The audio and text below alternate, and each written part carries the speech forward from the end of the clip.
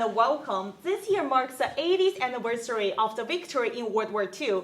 At this critical moment in the history, the Chinese American in Georgia is preparing for a serious event titled the 80th anniversary of World War II victory. Today, we are so honored to have four distinguished guests to join us, and they are all from the different cultural background and ethnic. They are Mr. Song Yang, President of Asian Arts Alliance. Welcome. Thank you for having me.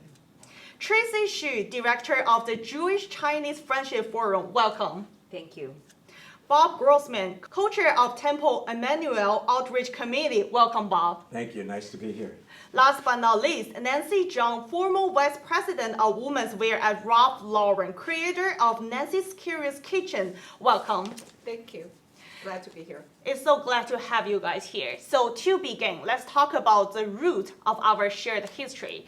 So historically, the Chinese and the Jewish community, they share a special bond. And may I ask a question to Ms. Tracy Xu?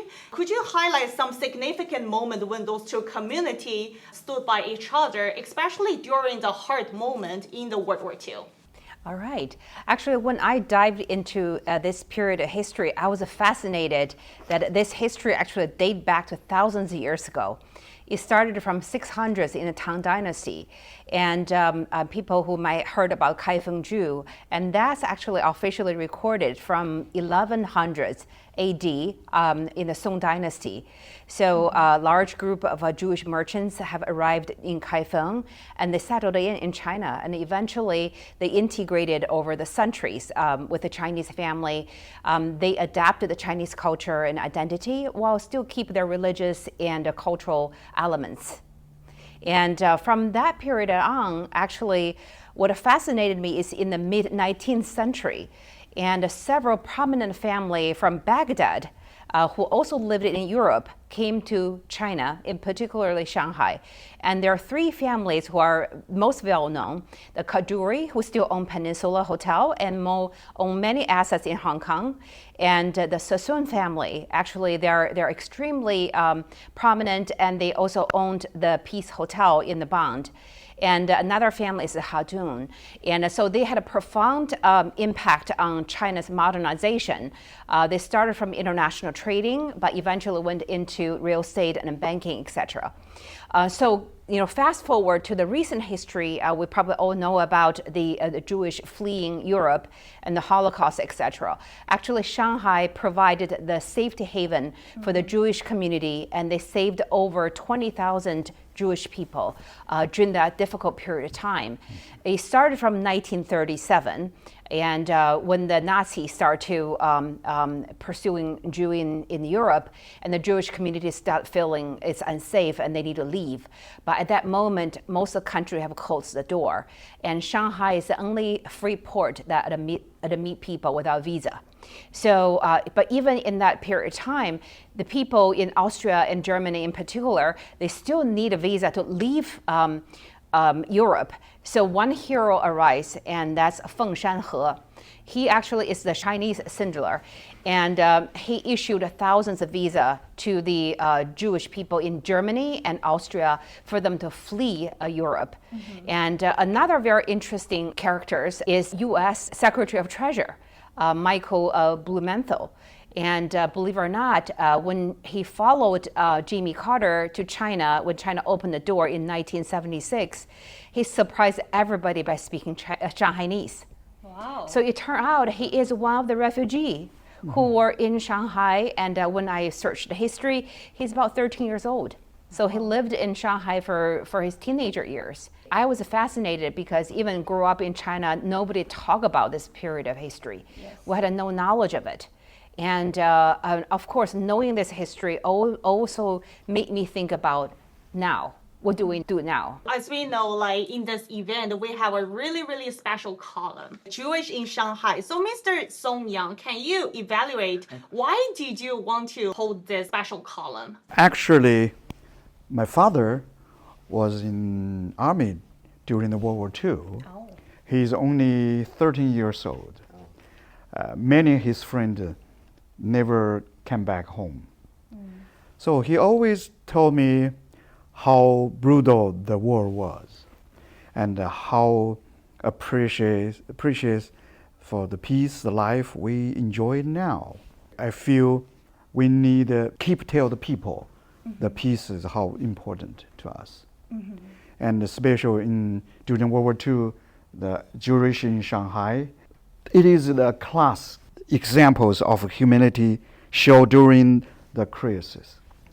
So it fitted perfect with the message we want to share. That's the reason we have this special column, right? Yes. I think it's all because we live in America. We live in Atlanta, Georgia. It's such a beautiful and diverse city. We have the people who from the different cultural background and also the different ethnic. So Miss Nancy, I have a question for you. So in your world, what unique strengths and perspective do minority community bring to the America's ongoing journey towards a better future? In American history, the immigrants and the minority or different ethnic group certainly is built our history, and it is a part of our journey. I think as a first generation of immigrants, you all know that everybody knows how to build things from the ground up, from nothing, and to build a future. But when they go into the second generation, people you assimilate very quickly, and by the third generation we might forget all about it. What our culture, what our heritage. So I think it is extremely important that we keep reminding people who we are and what we present, what we bring to it. And it's important for us to outreach other community. Like the Yifan event, people have a completely different perspective of what the Chinese food, the culture, the spirit of the community. So I think it's important we communicate, reach out, communicate. You have to understand other culture before you can make other understand you. Sure. So I think that is a push our people get out of the comfort zone. We all, as a part of American, that's how we all built, how this country and the culture is built based on different diversity. I think the Jewish community set a great example in America for civil engagement. And most Chinese, we can live comfortably here if we get a good education, good job, but we're not that involved in the social fiber. So that's a great element we want to learn from the Jewish community. We all can learn from one another. And I think one of the greatest outgrowths of this kind of cultural exchange that we've begun through our outreach program is that we're learning about one another. Not only the history and some of the shared history, but culturally and, through our storytelling and our shared experiences, we get to know one another. Building bridges between communities is essential, whether it's ethnic, cultural, religious, or generational. It really, all those aspects. When we take time to truly get to know one another and get to understand one another, then we replace stereotypes with stories. We end up replacing suspicion with trust and separation with, with solidarity.